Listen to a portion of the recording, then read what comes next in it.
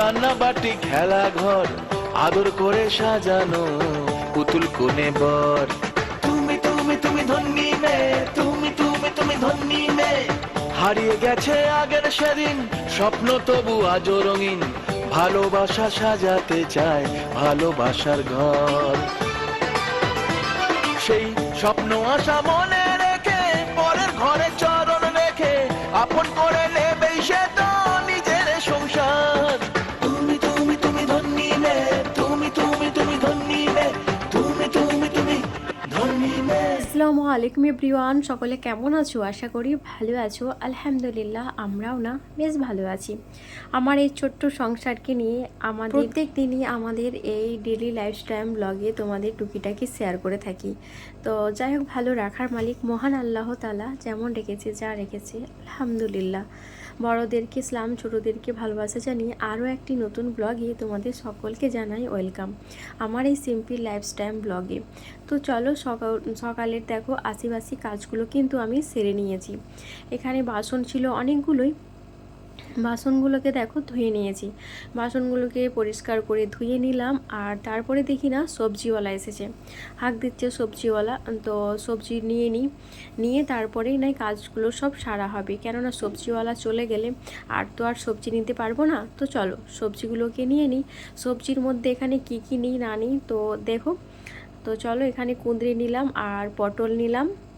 সবজিওয়ালা এসেছিলো, তো রুমগুলোকে সব পরিষ্কার করলাম। এত জল জমেছিল চারিদিকে জল জমে যেন কেমন একাকার হয়েছিল। আর কি করলাম, সবগুলোকে মুছলাম, ডাইনিং সরিয়ে চেয়ারগুলো সব সরালাম, সরিয়ে মুছি করলাম। আর সবজিওয়ালাতে এসে গেছে দেখলে সবজিগুলো সব নিয়ে নিলাম, নিয়ে তারপরে এই রুমে এলাম। এখন বাজে 9টা বাজতে 5 মিনিট বাকি। তো এখনও কোনো কিছুই আমার ব্রাশ করা হয়নি। আর হচ্ছে গিয়ে শুধু এই বাসি কাজগুলোই আমার সব সারা হলো। ওই রুমটাকে পরিষ্কার ঝাড়ু দিয়েছি, কিন্তু এখনও বিছানা আমার ওঠানো হয়নি, ওই রুমটা রেখে দিয়েছি এইরকমই। এখনও বিছানা ওঠানো হয়নি। এখন তো দাদাভাই উঠলো, উঠেও ফ্রেশ হয়ে নিচ্ছে। পরিষ্কার করে ঝাড়ু দিয়ে নিলাম, ঝাড়ু দিয়ে মুছেও নিয়েছি ওটা। রান্নাঘর থেকে ডাইনিং রুম থেকে সব ওইগুলো সব মুছে নিলাম, মুছে এলাম এখন এই রুমে। তো এই রুমটাকে বেশ ভালো করে মুছে নেব। তো কেননা যে বললাম ধুলো ঝাড়ু দিয়েছি একবার, ঝাড়ু দিয়ে মুছে নিয়ে তারপরে যাব ছাদে আছে কাপড়। তো কাপড়গুলো অনেকগুলোই কাপড়, কালকে ঝড় হয়েছিল। আর ওই সাইডে অ্যাডভেস্টার ওই দিকে কাপড় কটা মেলা ছিল, ওই নীলা কাপড়গুলো পরে গেছিলো, আবার ধুলো হয়ে গেছে, ওইগুলো উপরে আবার কাচতে হলো। ওই জন্য অনেকই আজকে কাপড় জামা ছিল। আজকে আবার জুম্মা।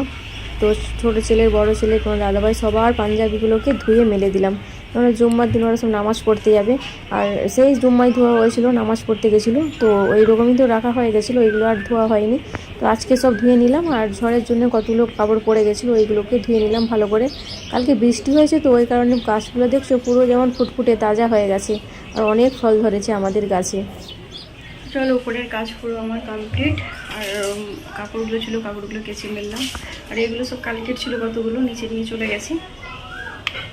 আর এইগুলোই আছে গোটা, চলো নিচে নিয়ে চলে যাই। এখন কোনো কিছু খাওয়া হয়নি, অনেকটাই আজকে লেট হয়ে গেছে ঘুম থেকে উঠতে। আর বলবো না, কালকে বৃষ্টি হয়েছে, ঠান্ডা হইতে খুব ভালো লাগছে আজকে, ঠান্ডা ঠান্ডা সকালে। অনেক কাপড়গুলো ছিল, কাপড়গুলো কাচতে কাচতে আমার নাইটি সব ভিজে গেছিলো, তো ওই জন্য স্নানটাও সেরে নিলাম সকাল সকাল। চলো নিচে চলে যাই এখন। তো অনেকগুলোই কাপড়গুলো ছিল ছাদের, কাপড়গুলো সব কেচে নিলাম, কাপড়গুলো কেচে মেলে দিয়ে তারপর নিচে এলাম। নিচে এখন ভাত বসালাম। তো বললাম যে নাইটগুলো ভিজে গেছিলো, স্নান সেরে নিয়েছি, বেশ ভালো লাগছে সকাল সকাল স্নান সেরে, মানে ফ্রেশ অনুভবটা এতটাই ভালো লাগছে, তো বলে আর বোঝা যাবে না। তো অনেক দিন থেকে হেয়ার স্পা করা হয়নি, সেই যে কবে করেছিলাম হেয়ার স্পা, চুলের অবস্থাটা অনেকটাই খারাপ হয়ে গেছে। তখন ভাত বসাবো, চলো ভাতটা বসিয়ে নিই। আর আজকে সবজির বেলা এসেছিলো অনেক সকালে, আজকে বললাম উঠেছিলাম তখন মানে 9টা বাজতে যায়, ওই কারণে উঠলাম তো আমি সবজিওয়ালা এসে গেছে, তো ওই কারণে সবজিগুলো নিয়ে নিয়েছি। আর আজকে মাছ মাংস কোনো কিছু করবো না, আজকে শাক সবজি সব রান্না করবো, কেননা প্রত্যেক দিন মাছ মাংস আর ভালো লাগে না। তো যাই হোক, আজকে সব সবজিগুলো বানাবো আর ভাত বসাবো। ভাতটা বসিয়ে দিয়েছি অলরেডি, ভাতটা হচ্ছে যে শাকগুলোকে সব বানাবো।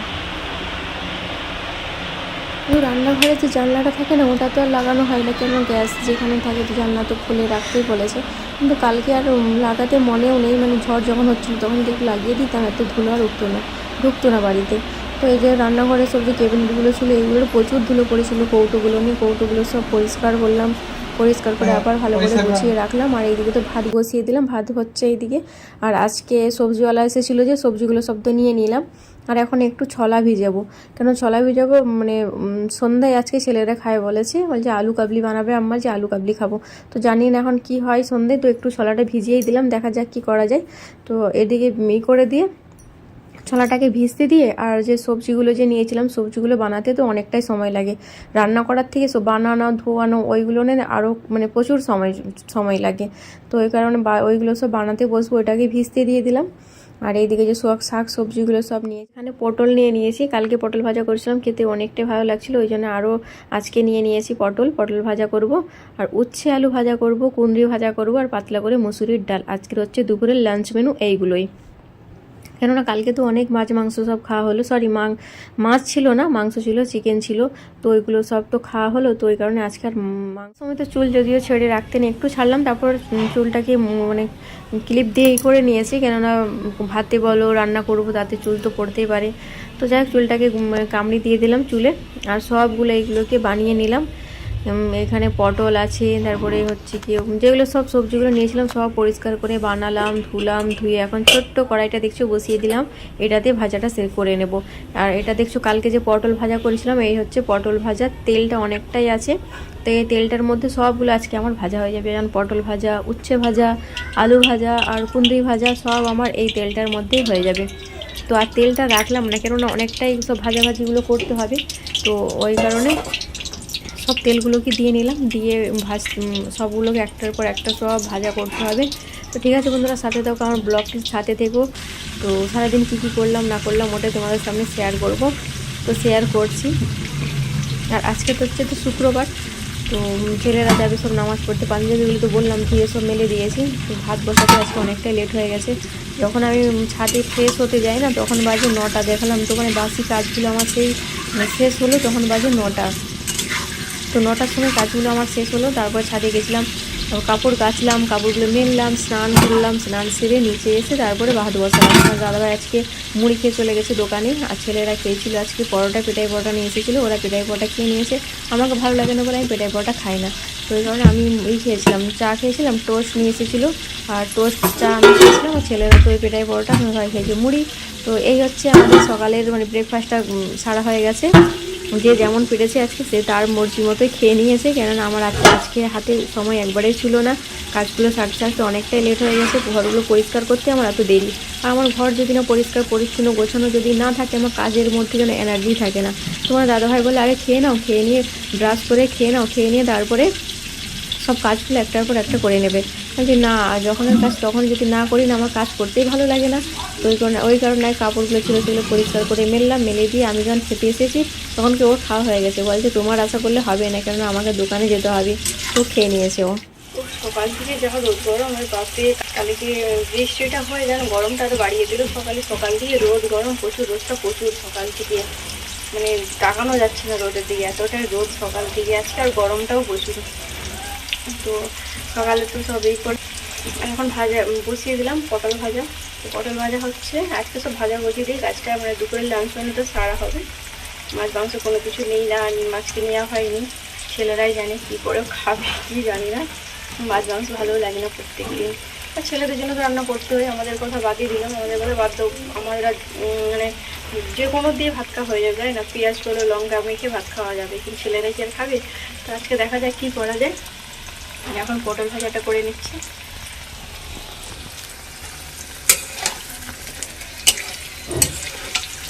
পটল ভাজাটা হয়ে গেছে, নামিয়ে নেব পটলগুলোকে।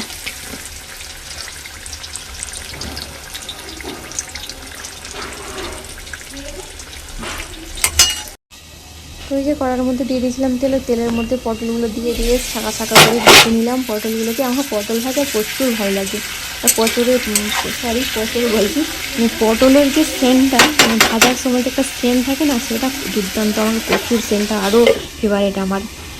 তো ছেলে খাবে চাউমিন রান্না করলাম, ছেলেকে চাউমিন রান্না করে সস দিয়ে দিলাম, ওটা খেয়ে নেবে, কোনো কিছুই দিলাম না, সিম্পলভাবে একবার রান্না করে দিয়েছি চাউমিন। ডিমও খাবে না বললো যে আমি ডিম খাবো না, তো শুধু চাউমিনটা রান্না করে সস দিয়ে দিয়েছি, বাস ওটা খেয়ে নেবে।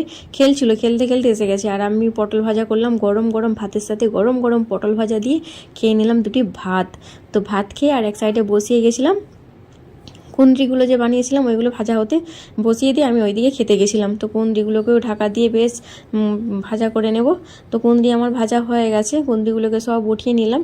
তারপরে ছিল যে উচ্ছে আলুগুলো করেছিলাম, বানিয়েছিলাম, ওইগুলোকে ভাজা করে নিচ্ছি এখন। তো ফোড়নে দিয়েছিলাম গোটা জিরে, আর দিয়েছিলাম ঝিরিঝিরি করে বেশ পেঁয়াজ কুচোনো, আর দিয়েছিলাম একটু আদা রসুনের পেস্ট। আদা রসুনের পেস্ট দিয়ে যদি ভাজা হয় না উচ্ছে আলু, তার সেন্টটাই কিন্তু খুব সুন্দর হয়। মসুরের ডাল শেষ হয়ে গেছে, একবারেই নেই আমার, আর মনেও নেই যে মসুরির ডাল নেই বলে। তো চলো, সামনে পাড়ার দোকান আছে, পাড়ার দোকান থেকে পাড়ার মুদিখানা আছে মানে সামনে পাড়ার দোকান থেকে চলো ডালটা নিয়ে আসি। ডালটা রান্না করতে বসাতে হবে। আর এইদিকে তো আমার কুঁদরি ভাজা হয়ে গেছে, কুঁদরি ভাজাটা হয়ে যেত। তো এখন উচ্ছে আলু ওটাকে ভাজাতে বসিয়ে দিলাম। তো চলো ডালটাকে নিয়ে আসি। মসুরির ডাল একবারে এসে তো দাদাভাইকে বলতেও মনে নেই, বললেও সকালে দিয়ে চলে যেত, নিয়ে এসে দিয়ে যেত দোকানে। তো যাই হোক, চলো ডালটাকে। আমার ছেলেরা সব এখন নামাজ পড়তে যাবে, চলো রেডি করে দিই বাচ্চাদেরকে। আমার ছোটো ছেলের প্রচুরই জিদ করছে নামাজ পড়তে যাবে, বড় ছেলে 2 ছেলে আমার রেডি হচ্ছে আমার নামাজ পড়তে যায় বলে। তো মসুরির ডালটা ছিল না, নিয়ে এলাম মসুরির ডাল। তো এদেরকে আগে রেডি করে নিই। ছেলেদেরকে রেডি করার জন্য এই রুমে এলাম। ছেলেকে ঘুরতে বলছে, আম্মাজি আমার দিকে তাকাবে না, তুমি না ভয় খেয়ে যাবে, আমি ভূত হয়ে গেছি। ছোটো ছেলে আমাকে ভয় দেখাচ্ছে এরকম করে। তো ছেলেদের এখন রেডি করাবো। তো রান্না হচ্ছে ওই রুমে। রান্না করতে করতে ওভেনটা বন্ধ করে দিলাম, গ্যাস বন্ধ করে তারপরে এলাম এই রুমে। কেননা বড় ছেলেকে তো অলরেডি ও রেডি হয়ে গেছে, ওকে আর রেডি বলো কোনো কিছু করতে হয় না, কেননা বড় ছেলে অনেকটাই বড় হয়ে গেছে।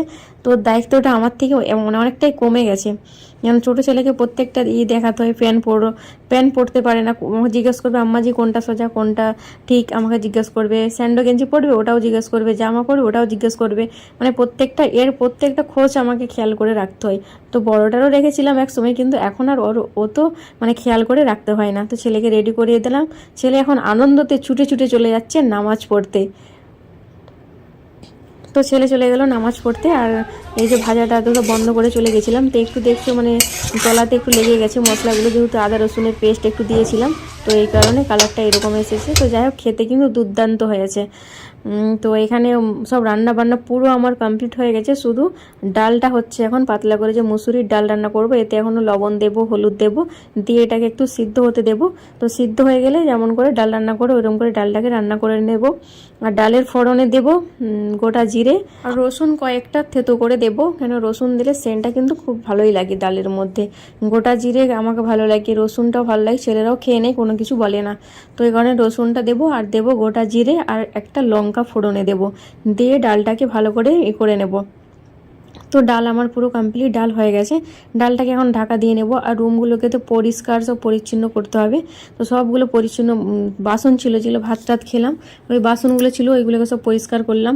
পরিষ্কার করে ঝুড়িতে রেখে দিয়েছি। তো ফলবালা এসেছিলো, ছেলেরা বলছে আম্মাজি ফল কিনো না গো। না সরি, ছেলেরা ছিল না, ওরা জুম্মা পড়তে গেছে। তো আমি এখানে ফলওয়ালার কাছে ফল নিয়ে নিলাম। তো কেননা ছেলেরা অনেকদিন থেকে বলছে আম্মাজি লিচু নিবে, তো ছেলেরা দেখলে আজকে ছেলেদেরকে সারপ্রাইজ দেবো, তাই না? ছেলেরা তো জানে না আমি এইসব কিনেছি বলে, আজকে লিচু বলো আম বলো।